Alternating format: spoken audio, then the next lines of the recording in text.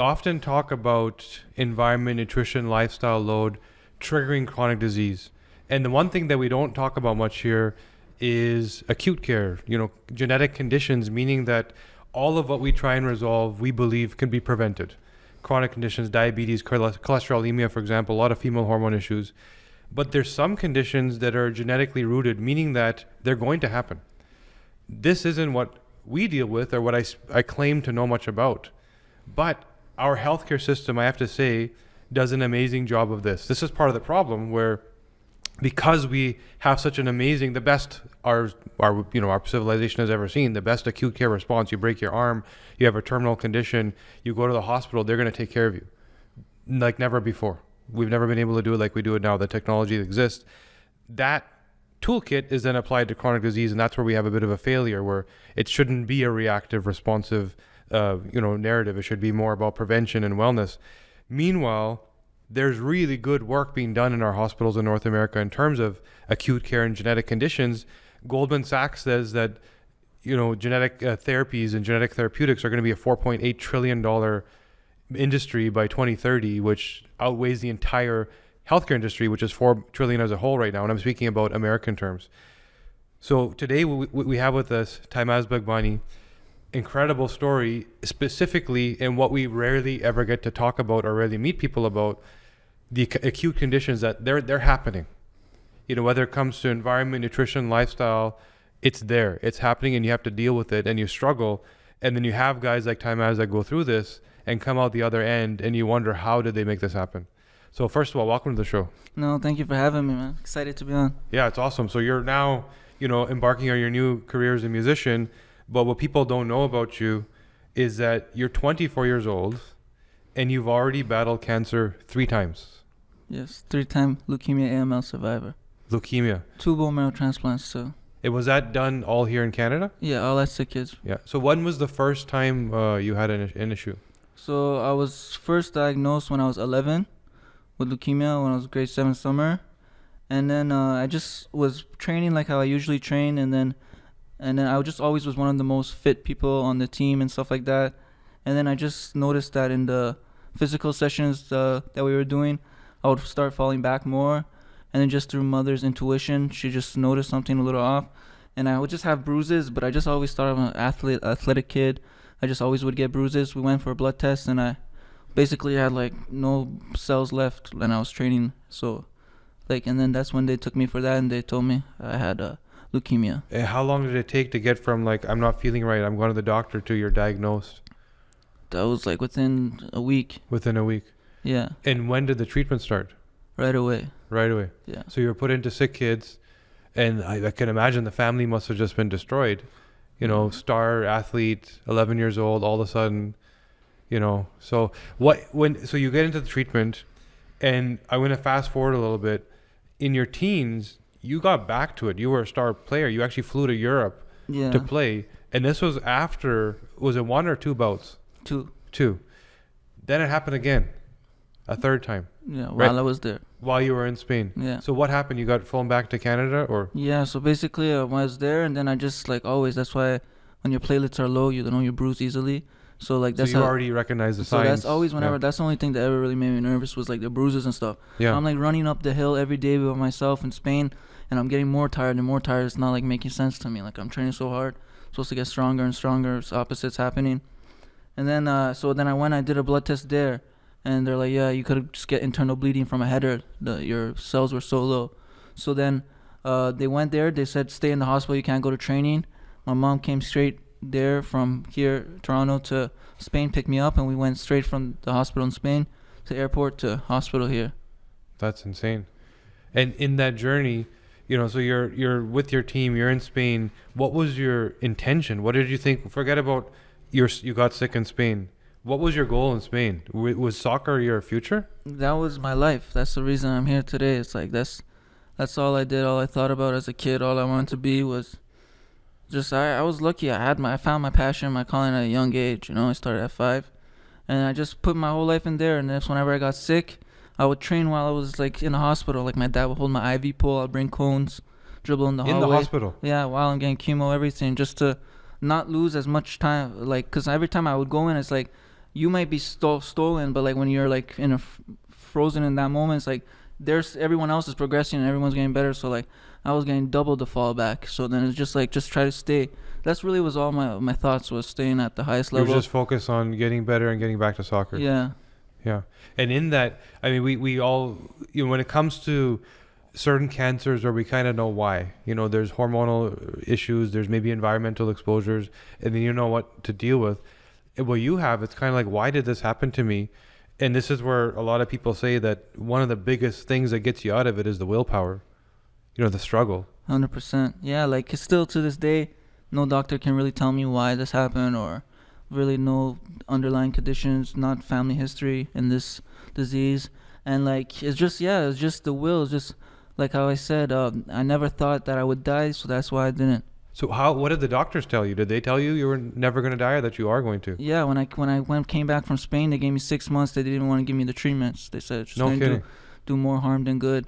And then me and my mom like fought with the board with me, got me the treatments. We got another bone marrow transplant, total body radiation.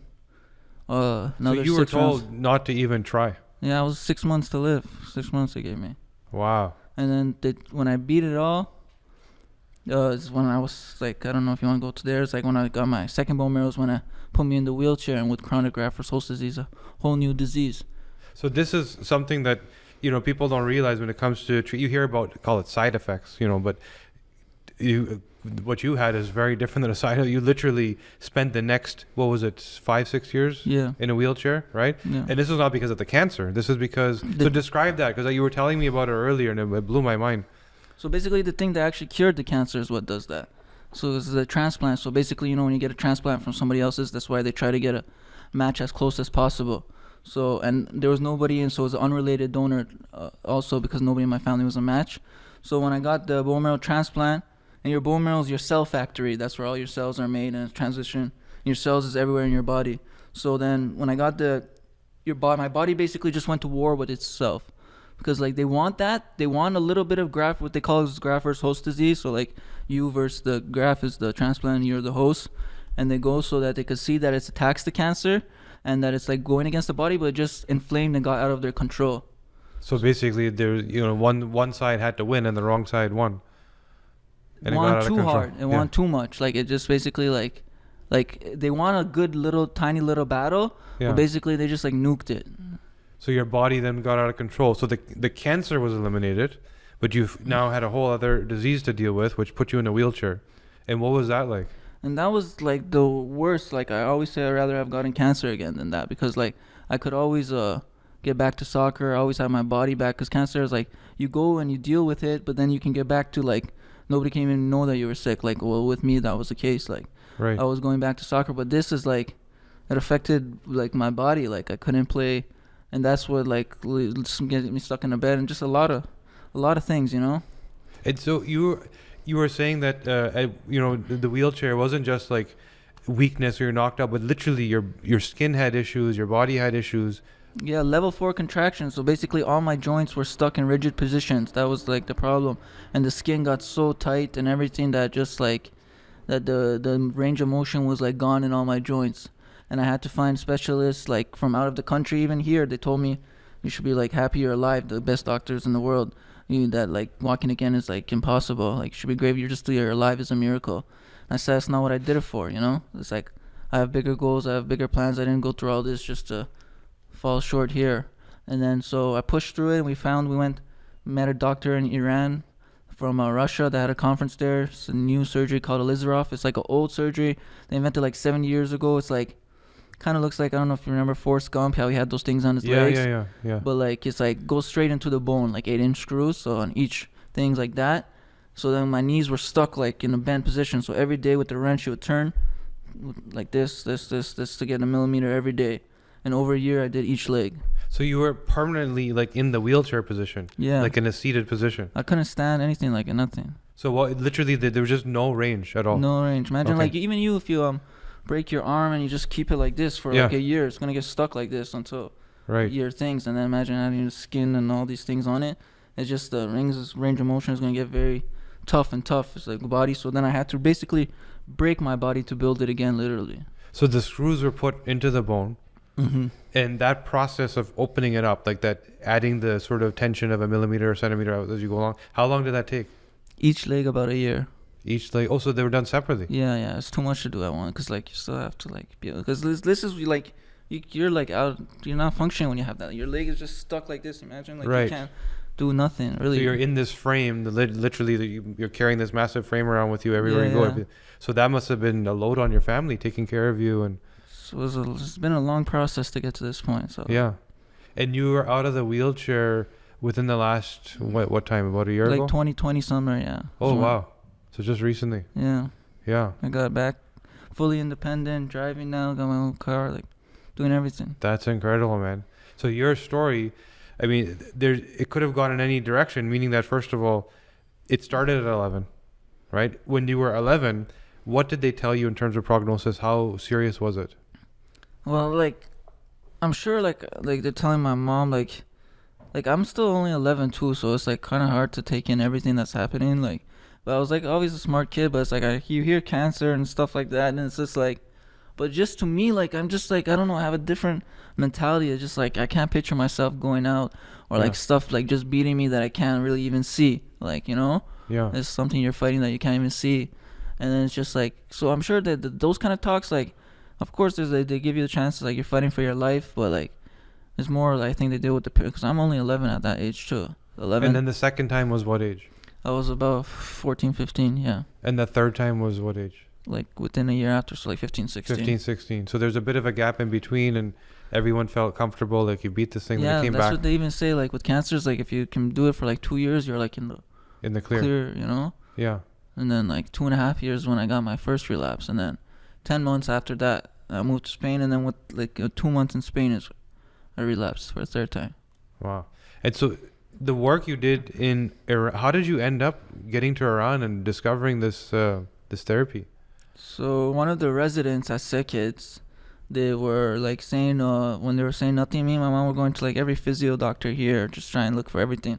I was doing laser, like any hyperbaric oxygen chamber. This is while you were in the wheelchair. This is all that. So you were in the wheelchair trying to figure out, how do I get out of this? And like mainly I had to make my skin better first too, to be able to get, like, there were some people, they were saying they could do surgeries, but like they were saying like the skin is so like it's not even in the shape to be able to take it. It's very brittle, and it's hard to. It's just like that. So I was doing like hyperbaric oxygen laser treatments to try to get thankfully my skin got better. Like my skin was really bad, you know, and then I got everything better. So then I got my skin better, and then I just worked on that, and then got my body to a point where I could be ready for surgeries.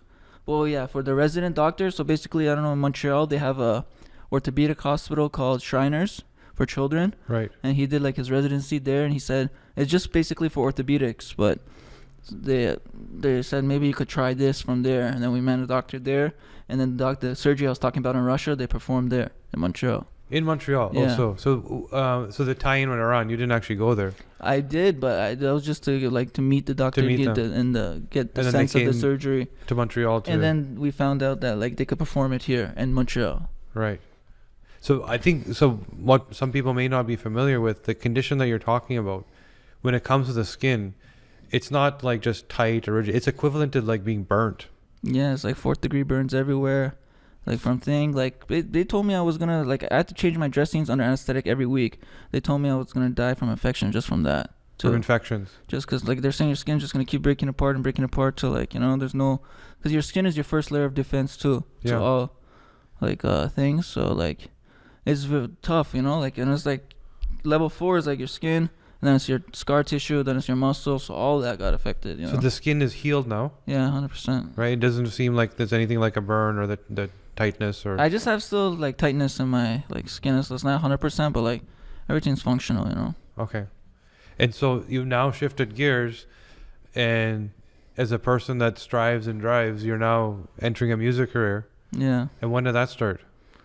So when I couldn't play soccer anymore and I was in the hospital doing really bad, I got into like music a lot, heavy, and because music can hit you differently when you're going through things, you know. Like I could relate to some stuff, and it's just like I feel like it's like a even playing field finally that I'm in, you know. Like, because soccer I was always at a disadvantage. I was competing at the highest levels, but like my physical would always send me back because I had to deal with like I'll do so good. As soon as I would get back up, I'll get sick again and come back down and have to build myself up again and everything. Right. And then the music is like everyone, it's like it's just it's a lot of politics, but it's like you can have it. So I also have my next single coming out, Biggie with the Faith, on November 26th. It's in my Instagram. You can save it, pre-save in the link in bio. So yeah, music, I just naturally fell in love with it when I couldn't play anymore. It was a way for me to be competitive, to get my juices out and stuff like that. That's awesome. And now that you're sort of embarked on the next phase of your life, what are you doing in terms of... So the one thing we talked about was that earlier on when we first met was you still don't know why, right? And your mother's a nutritionist, so she has sort of an interesting mindset in terms of how she thinks about health. What are you doing in terms of... I understand that you may not know specifically what to do, like what the cause is. Has anything else changed in terms of what you do with, lifestyle, environment? I just try to be like... I'm like... Through a lot of hard work, actually, like I was on a lot of painkillers and everything. They was like, for a long time, they were like pumping me with that stuff. And through a lot of willpower, I was able to... Thankfully, I'm like on zero medication right now. So I'm like 100% on myself. And then I just try to like, I know what makes me happy, like exercise, just stuff like that. And then it's just like trying to keep your mind in a good place, because your body just follows whatever your mind is at too. Right. It's awesome you're able to do that and able to preach that. I don't know if during this time, I'm sure you were seeing other kids because of where you were and the doctors that were dealing with you. Was this a common thread, or did you find more difficulty with other families? Was there a difference in the approach, and did that cause a difference in the outcome? Did you see any of that? Like with other cancer patients, kids? Yeah, some of the other kids you may have seen, or families even, and how they dealt with things. I think, when situations like this arise, everyone... Like, you don't really know how you're going to deal with it till you're put into them. So then, but yeah, I feel like everyone deals with it differently. Like, to be honest, like in my situation, I met a lot of, but I'm like the first of like, to be in mine and to come out and to be walking. Like, I don't even think medically it's been done before, to be honest. Like, really? Yeah, like 3 times, 2 bone marrow transplants, chronic graft-versus-host disease, come out of everything, no medication, be able to walk, run around. Like, I don't it's unheard of. Yeah. So, and how long have you been off of medication now? Now I'm about like 5-6 months. And that's the first time since... Well, I guess you were in remission for a few years. Yeah, but even when I was when I was a kid, I was never really on that. Like, I was get back to regular life, but like since the last one, like 15, 16. Yeah, so you've been literally in treatment for 7-8 years. Yeah. That's incredible. It's hydromorphine, everything. Yeah. Wow. So now as you move forward, I understand that, a lot of people know your story, right? You're the only person that we know of medically that has done what you've done, come out the other end. Is there anything in terms of... I understand your music career is launching, and that's important to you, and you learned it, and it was part of your healing process, right? This message you have and what you did, which defeats what, medical thinks about what the human body is capable of. How do you share that with people? How do you get that out there? What I'm trying to... I would say just like getting on platforms like yours and just speaking with more people. I think through the music, it's just people, like, I'm trying to work on maybe writing a book but more of like through my music, I talk about my story too. It's just, if you follow me on my platforms at Tymaz9, Tymaz, number 9 on Instagram, Facebook, everything, like, I'm pretty transparent about my life and what I'm doing. It's just, and also, like, if anybody has any opportunities for me, I'm willing to, reach out. I'm here, I'm here for a reason, I feel, and like, I've got a reason to do these things I'm doing. Has there been any follow-up from the medical community, like wanting to know more about you and how you... Because you had these doctors that told you multiple times that this is not possible, this is not possible, this is not possible, and every single time you came out the other end, you made it happen. So is there any other work or research being done with you, or? Not really, to be honest. Like, after like I got, like, I haven't really, I don't see the doctors too much. I did it like when they gave up on me, like I kind of like pushed away and I did it all myself at home and most of my things and private kind of like stuff. But yeah, I'm open now that I'm here. Like, sure, I'm like, I know how I did it, but I don't too, you know. Yeah, yeah. So like, I'll be interested to like, and especially I'm here to help too. Like, if like for future generations, like, there's a lot of possibilities if with the like how I feel. Yeah. So the one thing that people ask about in this type of scenario, which it seems like you've been able to push through really hard, is the sort of mental health load that comes after. Because there's one thing to deal with the pain, the struggle, the shock, even the PTSD. Years in a wheelchair. Forget about, okay, I've beaten cancer now. Now I have a new disease that's completely made me immobile, right? Which you don't know what the outcome of that's going to be. But you seem to be pretty solid up here. Right? Yeah, like I still have, everybody has their battles, everybody has their demons, but like I'm in a good position now, but I still have my things, but it's just finding like the right outlets to put them out through. And then you learn that when you're I've spent like when they say isolation, like I was really isolated. I've spent a lot of time alone, you know? Right. Years and years and years like alone. Like even my mom wanted to see me when I was getting my transplant. She would wear a hazmat suit to come in my room. Like Right. I was like 0-0. So like you learn a lot about yourself and what you can do. So like I would just say focus on the whatever you can enjoy and like in your passions and just dive deep into those, you know? And did you have times where you felt like this isn't going to work? Like I never thought I would die. I didn't know if it was gonna work, but I was gonna give my all to find out if it was gonna work. So like, you know, just with that mindset and just like that with this music thing, I don't know if it's gonna work, but I'm giving my all to see it. And I believe in myself and my talent, just the same way I believed in my body and my mind. Yeah. So even when you were told there's no treatment for you, 6 months, we're not even going to bother trying. That's like, I always feel like I'm the outlier to the rules. Like, it's like they make like things for these, but I'm like, yeah, but you don't know Tymaz, you know? Yeah. I can do like, put me in the deep waters, I'm afloat. You know? Yeah. This is, an area where we see over and over again the attitude of resilience and who actually makes it through.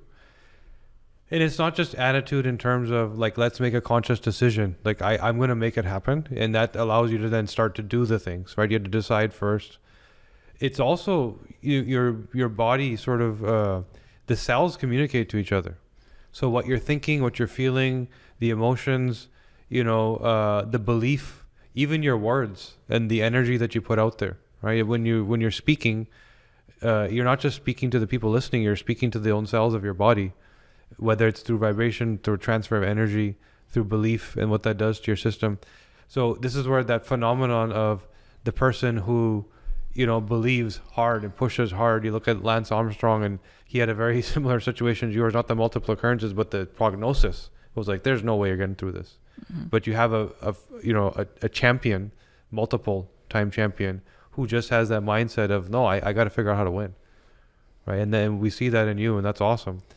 So anything you can speak about in terms of when it comes to the low or the trauma of being told multiple times over and over, it's not just once and you beat it, but there was multiple times where no, it's worse, and it seemed like it got worse every time.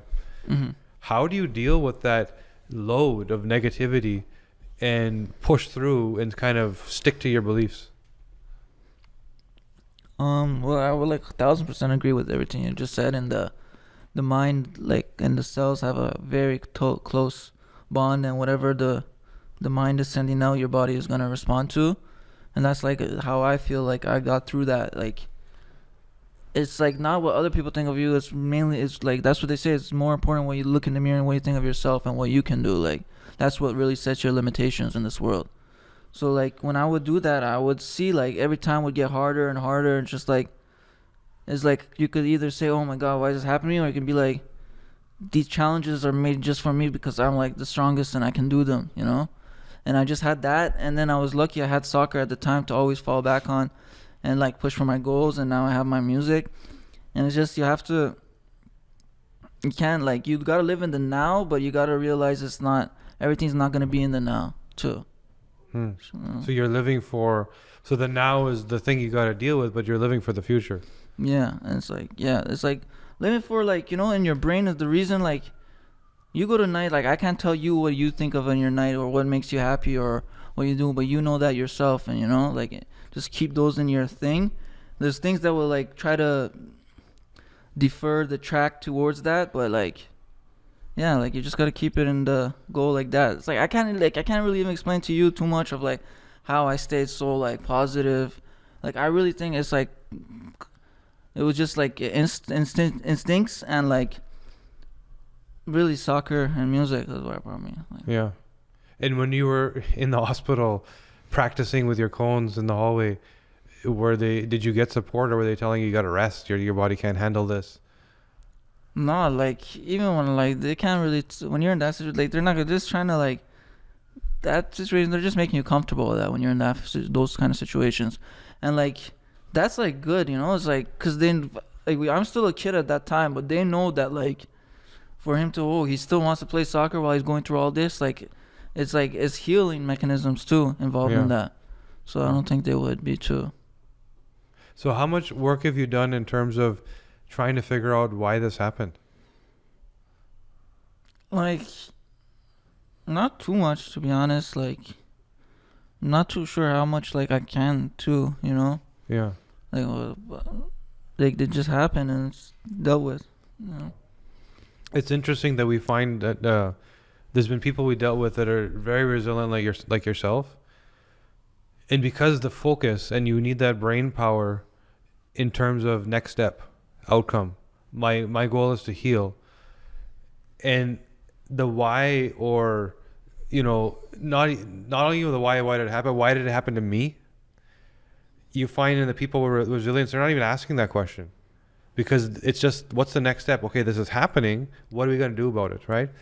So we've seen that over and over again. People like yourself who push through, win. You don't take the time to even look at because you're not concerned. You're concerned with, how do I do this now? What's the next step? Yeah, 100%. Yeah, and now the time to you're now in a position where you're sort of healed. You're in remission, and you've fought this thing 3 times, and it's been many years now. Now you can start to ask those questions because you're done with the struggle, right? Mm-hmm. I understand there's some physical healing still, like you still have some challenges. Yeah, I'm getting stronger every day. It's just like now it's just like getting my body back, but thankfully everything else passed. Do you think you'll ever be able to play soccer or be athletic again? Like, to be honest, right now, in this state right now, I'm still killing all these dudes, even in basketball. Yeah? I can do more keep-ups than all of them, too. Like, my touch and skill is still there. It's just like, can't run as fast. That's the only thing. Like, if I could run like that, then, like, I could be playing professional right now. Yeah, you got the skill. It's literally just the physical limitation. Yeah. The skill's there, brain's shooting hardwired to win. Threes, everything, yeah. It's like, I'm in tune with my body, Yeah. Like, even all sports and stuff like that. Yeah. So, in terms of the work you did with your mother, I understand she's a nutritionist, right? Yeah, she studied nursing back home, and then she did nutrition when she came here. So has there been any work that she's... I mean, first of all, the support for the 10 plus years, that's a challenge for any parent to have to deal with that, first of all. But second, to work with you. I'm sure genetically she's wired very similar to you up here, where she just kind of fights through it and doesn't worry about it. How much did she help in this whole thing? Like, what was her role? Yeah, man, I wouldn't be here without her, 100%. Like, yeah. Not one day I was in the hospital, she wasn't there over the 10 years. Like, every treatment, her knowledge, her love, care. So that must have been a financial strain too, because she's not working. 100%, yeah. She couldn't work for a long time, and then we had a couple of fundraising events and stuff like that over the times, and then there was a lot of adversities we had to overcome to get to this point. So she's back to work now, and she's not working. She's older now too. Like, now we're like more comfortable and stuff like that. She didn't work for a long time, but she's doing her own thing. She keeps herself busy. We keep herself busy. Yeah. And did you have an extended family here in Toronto, or is everybody back home? No, yeah, my parents are actually refugees too, so like they came here, and then like they're the only ones that came here. Like, never had like a blood uncle. So it was your mom on her own. Yeah, my dad's here too. But. Oh wow! So your mom and your dad on their own, fighting through this. Yeah. No support. That's extremely challenging. No grandparents, uncles, aunts, nothing. Yeah. Yeah. And have you been back home to meet anybody since then? So like when I went to meet that doctor from Iran was the first time I went to Iran. Oh, you're kidding. Yeah, so they all met me like for the first time when I was in like a wheelchair and stuff like too. So it was like kind of like that. And when I went there, I was not in the best shape to do that. That's unbelievable. Yeah. Yeah, so the first time you met your grandmother, uncles, everybody. I was like in the worst shape of my life. Yeah? What Yeah. city were they in? Like Tehran, Shiraz. Oh, so right in the capital. Yeah. That's incredible. And so your parents came here, when was that? It's like like 25 years maybe. 25. So they came as refugees, they set themselves up, and beautiful son is born, star soccer player. Yeah. Then they hit the struggle of their life. Yeah, it's crazy. That's incredible, man. But it seems like you guys are all wired to win. Well, me and my mom are different for sure. My Yeah. mom especially. Yeah.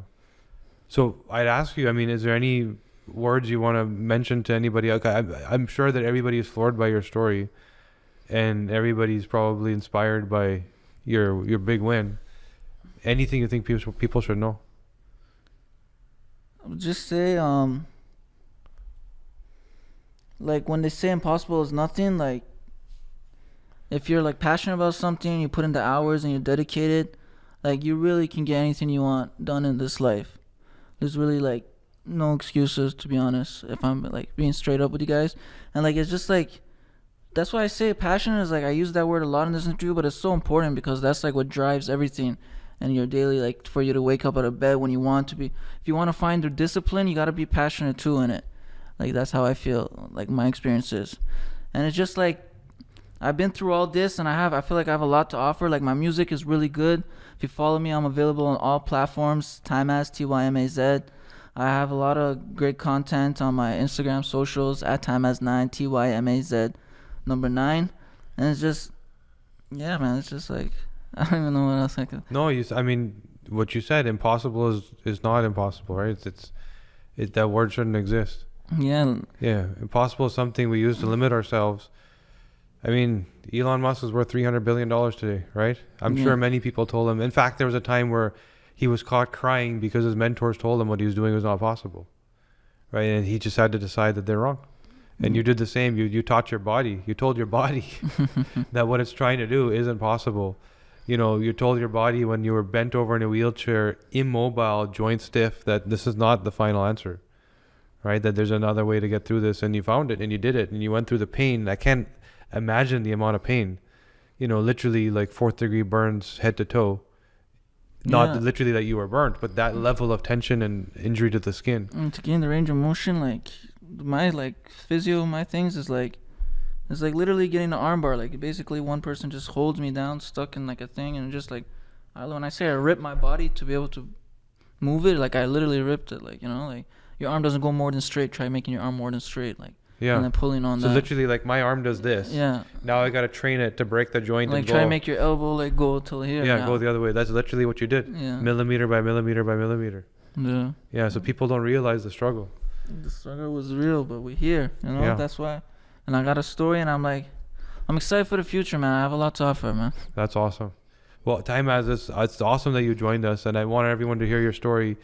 You know, and first of all, you know, what you and your family did is incredible. I think that your mindset is the biggest part of the story, right? That's what got you there, because it's pretty clear, even just listening to you, that without the wiring and the power here, maybe you would have had a different outcome. But I also have to say that what we have in terms of healthcare for this type of thing, right? Because we often criticize it as people that work on chronic disease, that the healthcare system sucks and it won't help you. And so there's certain areas where we could be doing a better job. But a story like yours, roll back 60, 70, 80, 90 years, very different outcome, right? Mm-hmm. So the technology we have today, sick kids and the work that they do, incredible. We're very blessed to be in a city like Toronto that has a facility like that, probably one of the top in the world in terms of childcare, right? And you're very lucky that that's unfortunately where you had this problem, but you had one of the best groups to go to. And like sometimes that's why I say too, like, you know, like if it wasn't for them, I wouldn't be here. And like, even with all that, the best things, I was still feeling like, you know. Yeah, still had to push through. Yeah. Yeah. Well, thanks, man. It's awesome you came here. Thanks for sharing your story. I push everybody to go listen to your music if they want, because your story is in your music. You know, and that's where you'll keep communicating to people and keep sharing it more. Well, thank you for having me.